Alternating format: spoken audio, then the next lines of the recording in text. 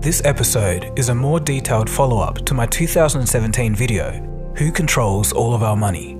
I'm going to focus on the United States in this video only because they're the world reserve currency, but everything in this video affects all of us because the central banks around the world are all doing the same thing. With that being said, let's begin. Around the world today, we see central banks printing money. So here's a question.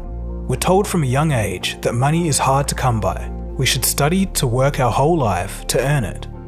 How then can all this money suddenly come from nowhere?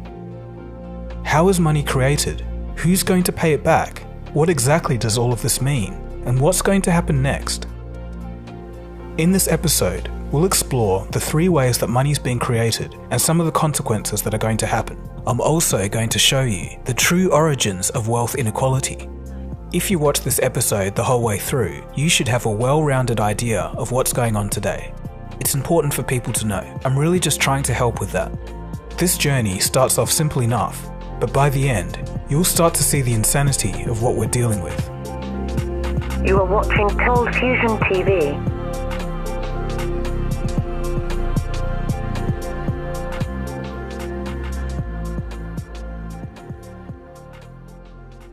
The first form of money is the one created by government. In practice, it's outsourced to the central bank Royal Mint, but controlled by the government. Physical money comes in 2 forms, either paper money or coins. This physical money is a tiny fraction of the economy, and in many economies, this kind of money only makes up about 3 to 8%. This physical money is created in order to meet the obligations of private banks. When you go to an ATM and try to withdraw cash, banks need to make sure that they have enough cash in order to meet those obligations. So let's take a $10 note for example. It costs approximately 3 cents in order to print this note. This means that there's approximately $9.97 of profit for creating a $10 note. This $9.97 can now be added to tax revenue of the government. This revenue is called seigniorage. So since the government makes profit from printing and minting coins, and can reduce the amount of taxation on the public, you might be thinking, why don't governments just always print physical money? The main reason that governments don't create the majority of money is because of politicians. If the politician running the office could create money at will, there would be a massive conflict of interest. There would be an urge to keep printing to fulfill campaign promises or fund wars. This would, in theory, destroy the currency by excessive printing, causing massive devaluation. The more money you have in circulation, the less it's worth. And that's a key point. For example, if massive inflation takes place and the average Joe has $1 million, but that $1 million only buys an apple, how much is $1 million actually worth? The loss in purchasing power of money over time is called inflation, and when inflation gets out of hand, money becomes worthless. Some recent examples of runaway inflation include Argentina, Zimbabwe, and Venezuela. In this animation, you can graphically see just how fast inflation can run away. You don't see it coming, and as the inflation rate goes up, people quickly lose faith in the currency. For example, here we can see some people in Venezuela using money to make handbags and to draw pictures on because it simply isn't worth anything anymore. You can think of money as a measuring stick of value, a measuring stick that is highly elastic and can change depending on how much of it there is. For thousands of years, gold was the measuring stick of value. Gold was kind of like a physical anchor keeping the money supply in check and governments responsible. In 1971, President Richard Nixon announced that the United States would no longer convert dollars to gold at a fixed value. Since that point, money, the measuring stick of value, has become elastic.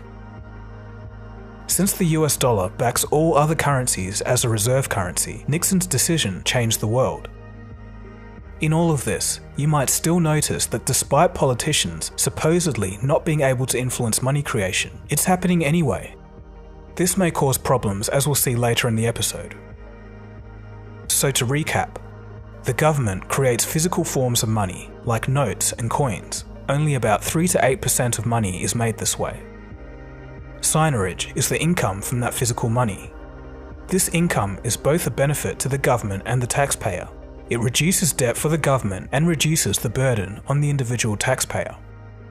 The reason governments don't create more of this money is because of the inflation risk from politicians' decisions. Let's move on to number 2, private banks and debt-based money. The vast amount of money created today is done by the private banking sector. In most developed economies, about 97% of the entire money supply is created digitally by banks, and therefore most money in the world is privatized.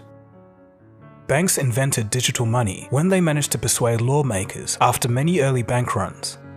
A bank run is an event where depositors try to get their money out all at once, but the banks don't have it.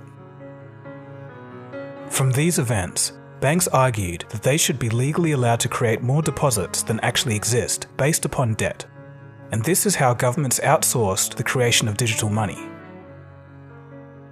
The idea of using debt as money begins much earlier than this. English innovators set the stage for banks to become the creators of money across the globe. In 1704, the English Parliament passed the Promissory Notes Act. Take a good look at your screen. What you are seeing is a promissory note. In this case, it's a written promise to say that you'll pay back the $20 you borrowed. Under the law, this piece of paper was as good as $20. Today, we digitize this agreement and call it debt. If it helps, whenever I say debt in this episode, you can think of this piece of paper, remembering that it's as good as money. Okay, so banks were authorized to be able to use these debt notes to circulate as money. From this point, banks were free to create and destroy debt and hence money from themselves rented out at interest. In the modern world, as you'll see, the whole world's economy is based upon these promises. Let's take a look at how it works today. When you go to a bank to borrow some money, the banking license gives that bank the ability to create money every time they issue a loan. They do this through the double accounting system. For example, if you buy a $500,000 house, the bank creates $500,000 in their account and you have $500,000 in debt. That is, the promise to pay it back with interest. This $500,000 debt can enter the wider economic system because when you purchase the house, the owner of that house can use that fresh debt that was created by the bank that they received from you to buy other things in the economy. This means in our current system, if we want to have more growth, we need more debt. The key point here is that debt is actually money, just from a different point of view. To the lender, it's an asset of money, and to the borrower, it's a liability of debt. But they are one and the same. It sounds a bit complicated, but all you need to know is that when a bank issues a loan, it's not somebody else's savings. It's not money that the bank had. It's essentially brand new money that they create. They simply type it into a computer and it appears as a digital representation of the government's money which you can spend. The beneficiary of this brand new money is actually the bank because they get to charge interest on that money, and that's how they make a profit. Later, when you repay this loan, the debt disappears and the money also disappears, but the bank's profit from the interest remains. The real estate and property markets are the largest tools for creating digital money. This is because banks have decided that it's the safest yet most profitable form of creating debt. Because if you can't repay the loan, the banks can simply take your house. In developed nations, vast amounts of money is backed by the mortgage market. In Australia, where I live, it's become particularly bad. For decades now, the banks have abandoned investment into the wider economy and have shifted their focus to investments in housing. This has pushed up the housing prices as people take on more debts to buy houses that they otherwise couldn't afford, but the banks make more money. This cycle over many decades has caused one of the biggest property bubbles on the planet. We're addicted to debt. Yes, we're addicted to debt as individuals, as households. The ratios are way higher than almost every other country. So that's loans. But what about deposits? When you deposit cash into a bank, you are no longer the legal owner of that money. The banks are. They keep 10% of your deposits on reserve and can loan out 90% of that money to someone else. and that other person can deposit that money into another bank, and then that bank can loan out 90%, and so on. This is known as fractional reserve lending. If they say, we'll transfer it to your account, that's wrong, because no money is transferred at all. Because what we call a deposit is simply the bank's record of its debt to the public. Now, it also owes you money, and its record of the money it owes you is what you think you're getting as money, and that's all it is. When all is said and done, an initial deposit of $100 with a 10% reserve requirement can ultimately lead to $1,000 in total money circulation. Well, at least that was how it used to work. Until March the 26th, 2020, there is now a 0% reserve requirement. According to the Federal Reserve, quote, "This action eliminated reserve requirements for all depository institutions," end quote. So, banks can now create infinite amounts of money with no reserves. And it doesn't stop there. When banks hold your deposit, they can, along with hedge funds, gamble with it through investment in financial instruments such as derivatives and securities. They do this in order to make superior returns.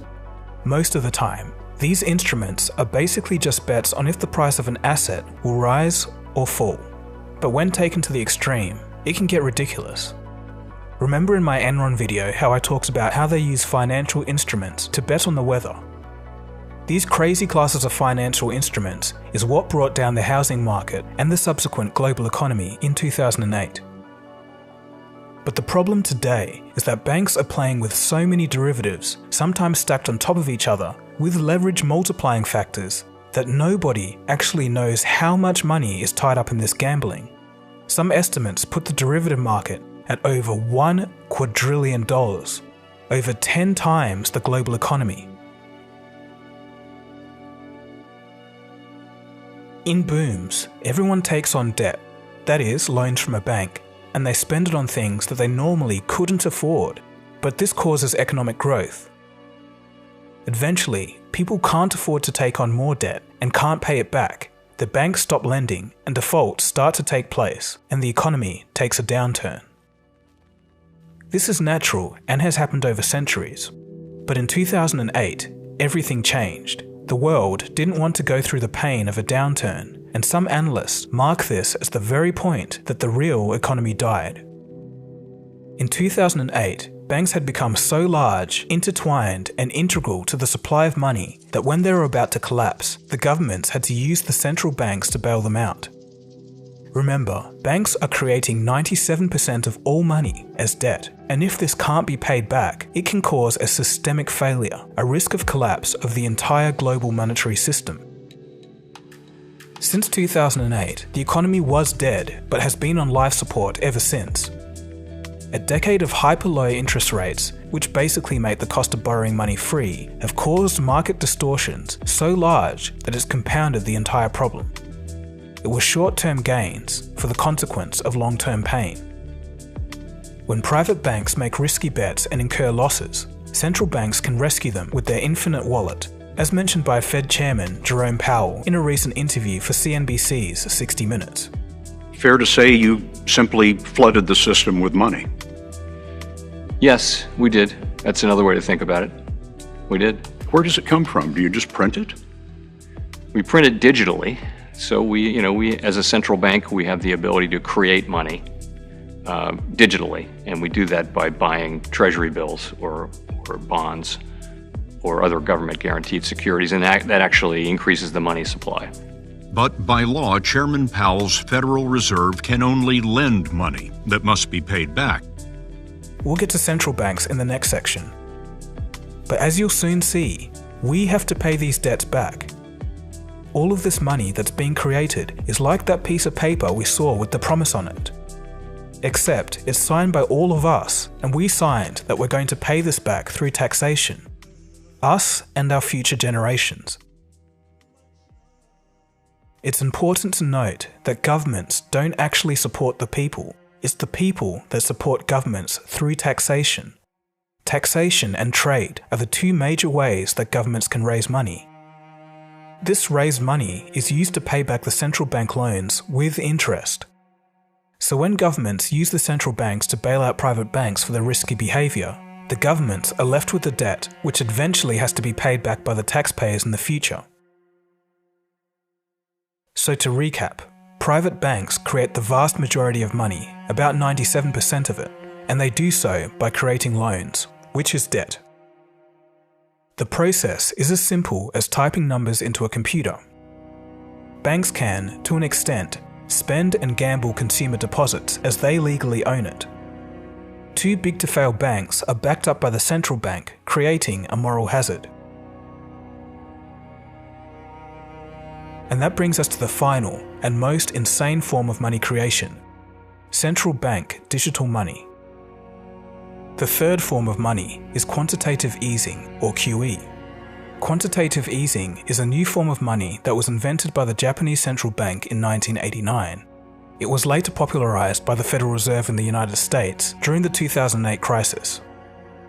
QE is where a central bank creates money in order to issue loans directly to the banking sector, large corporations, and most recently, the public. It's a way of flooding money into the economy at times of extreme events like the financial crisis of 2008. As a result of this, the central bank's balance sheets have gone completely out of control in order to prop up the economy a little bit longer. In 2008, during the crisis, and the first time this was tried outside of Japan, the $700 billion bailout of QE was very controversial. Bailing out Wall Street is the only way to save Main Street, so says the president. The house of cards was much bigger. Started to stretch beyond just Wall Street. That's how the president defended one of the largest proposed financial rescue plans in U.S. history. Treasury Department and congressional staffers are working through the weekend, hammering out the details. The president's plan would allow the Treasury to buy up to $700 billion worth of bad loans, like many of those subprime mortgage deals. But those bad debts then go on the American public's tab. Congress will have to raise the legal limit on the national debt from $10.6 trillion to $11.3 trillion. It was thought to be a one-off emergency scenario, but over the next decade, the Federal Reserve was unable to reverse it. To give you an idea of how significant all of this was, it took from the foundation of America in 1776 all the way up to 2008 for the nation to attain less than $1 trillion in debt. By 2014, that number had expanded to $4.4 trillion. And since the onset of the COVID pandemic, $3 trillion was added in the span of 3 months. Now, the US central bank is creating hundreds of billions of dollars in mere hours. It's seeming to have less of an effect as it continues. We have a lot of good faith based on the prowess of the US printing press. I mean, the United States maintains reserve currency status. That's fake money, though. That's not real money. That's fake money. That's $200 trillion of fake money. Oh, you're really? I know. But it's all based on faith. How long is this sustainable, though, Wow. to go at that pace? The argument then becomes about the taxpayer who's pissed off and saying, let me get this straight. You can constantly bail yourself out and you can constantly go print money with this quantitative easing. Why the hell do I have to pay taxes? Why do I pay taxes? These are the seeds of social unrest in this country. You can only drive so big of a wedge between the haves and the have-nots, especially when you're gutting out the middle class in the process. The Federal Reserve monetizing the US debt is what enables all of this. So how does this money enter the system? Central banks use their magic money to buy the equivalent amount of bonds from the government. They do this through the bond market, which exists to lend money to corporations or governments. Although the stock market gets more press, the bond market is actually bigger. So what is a bond? For the purposes of this video, it's basically the same as debt but is issued by a government or corporation. Central banks, which have no savings, can create money to buy these bonds. So here's an important question. Can a central bank go bankrupt? Well, according to the European Central Bank, which published a paper in 2016, central banks are protected from insolvency due to their ability to create more money. If you think this sounds a bit unfair, just wait. Governments in our current situation are stuck between a rock and a hard place. They can't raise money except for raising taxes, but owe trillions to central banks. The hope is that the borrowed money can kickstart the economy, but something else is happening. When central banks buy bonds given by the government or corporations, they can end up owning a lot of the world's assets.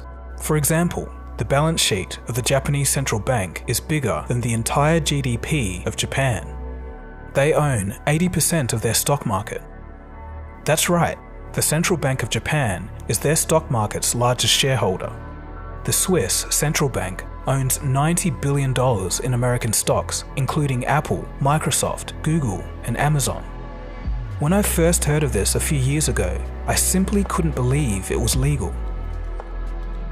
So, these central banks are creating money out of nothing, and they can't go bankrupt, but yet, they're buying real assets. Even a toddler can see that something is wrong here. It turns out that creating money out of nothing and buying things does have some consequences. These sorts of central bank interventions remove stock markets from reality. Throughout the 20th century, the stock market actually used to reflect the economy, but recently, that's gone completely out of whack. The US stock market has become almost twice as big as the entire nation's GDP, which literally makes no sense. Central bank intervention is the main reason why in April 2020, 30 million people became unemployed in the United States, but the stock market had its best month since 1987. The central bank printed trillions, gave it to banks and hedge funds, with almost 0% interest rates. This money made it straight into the stock market, while the real economy barely got any help. Earlier, we discussed that money printing leads to inflation. So why haven't we seen it yet? Well, we have. We've seen inflation globally in housing prices and stock markets. The printed money ends up in all of these assets pushing up the prices, so the few people who own large amounts of stocks end up ridiculously wealthy while there's no growth in the real economy. The rich get richer and the poor get poorer. A lot of people can feel and see the wealth inequality, but they have no idea where it's coming from. I'm going to show you in 3 charts. Since the 1980s, the wealth of the upper echelons of society has been tied to the stock market. Since 2008, when the economy went on life support, the stock market became glued to the Federal Reserve. The more they print, the more the stock market goes up, and the richer they become. Since 1980, their wealth has grown 420%. When central banks print money, the first recipients of that newly printed money enjoy higher standards of living at the expense of the later recipients of that money when inflation has already taken hold. This phenomena is known as the Cantillon effect. Experts believe that when the rich finally start selling their stocks and real estate so as to buy other assets in times of distress, the money velocity, that is, the rate at which money changes hands in the economy, will start to pick up. And that is when we'll start seeing real inflation in the general economy. There is so much more to this, but I'll leave it here for today. So to recap, central banks have no savings in their account. They can't go bankrupt, but can create infinite amounts of money by buying government bonds. A bond is an exchange of money for a promise that the government would eventually pay it back with interest. This money eventually must be paid back by future citizens of a country either through taxation or inflation.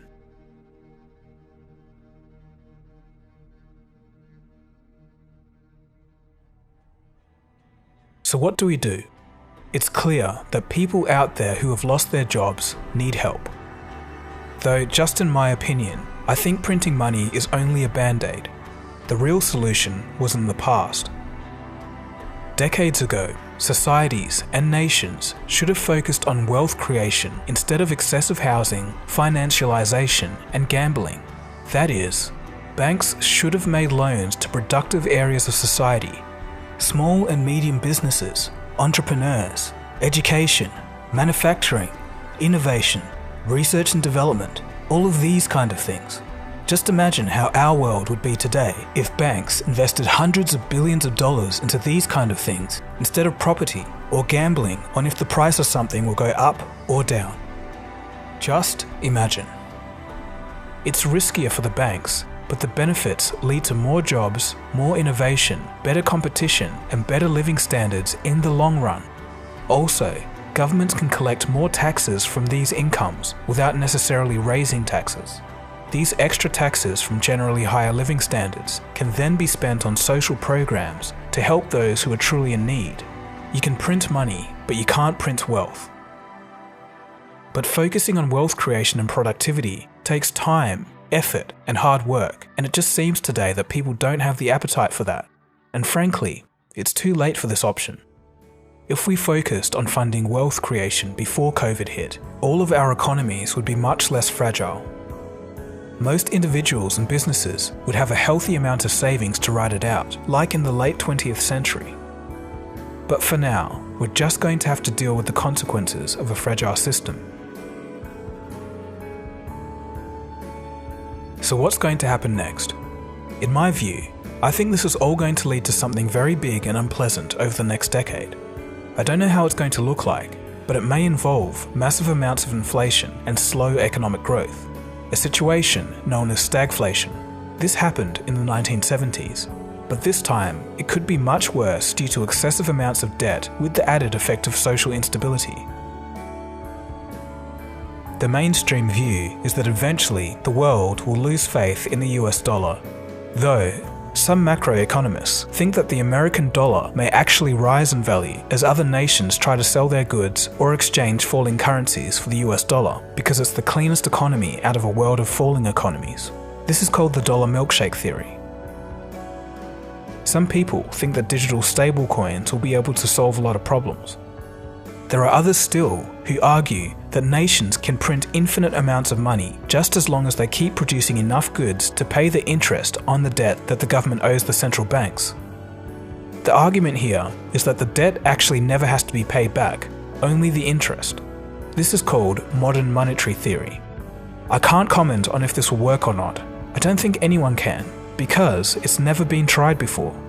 But I can't help but think that this looks like another fragile solution.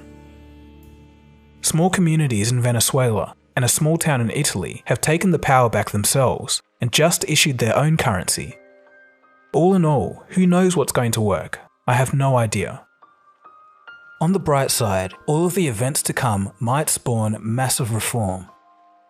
As I did learn while writing my book, out of the worst circumstances, the best innovations arise. So what can the individual do? Obviously, I can't give financial advice, I'm definitely not qualified for that. But it might be worth thinking about converting some of your money into other assets that aren't debt-based, as a form of insurance. If you're older, you may be thinking about gold, since no central bank can print gold. Bank of America and even Goldman Sachs, the last people on earth who you would think to be positive, are seeing gold's potential and they're calling it the money of last resort. Even other central banks like China and Russia have been buying gold in record amounts for years. I think they understand what's about to happen. If you're younger, you may be attracted to cryptocurrencies. Governments and the banking system are starting to take the technology seriously now. If you're more daring, you can play the central bank's game against them. Study and invest in the assets that you think they'll cause to rise in price. Ultimately, I can't tell you what to do here. You have to think for yourself and research to find out what you believe is best. The way money is created and the overall banking system seems like madness, and people have started to notice that the system is no longer working. The monetary system is so ingrained and so pervasive, it becomes invisible to see. Nobody ever questioned it. When things started going wrong, they pointed at the things that were visible, things that look like problems, surface issues which you could see and understand. Looking at the surface, some would point the finger at capitalism, but you have to dig deeper. And when you do, you can see it's an unfortunate and untimely mix of the debt-based system, extreme financialization, moral hazards, and a rampant Cantillon effect that's causing extreme fragility and ever-increasing amounts of massive wealth inequality.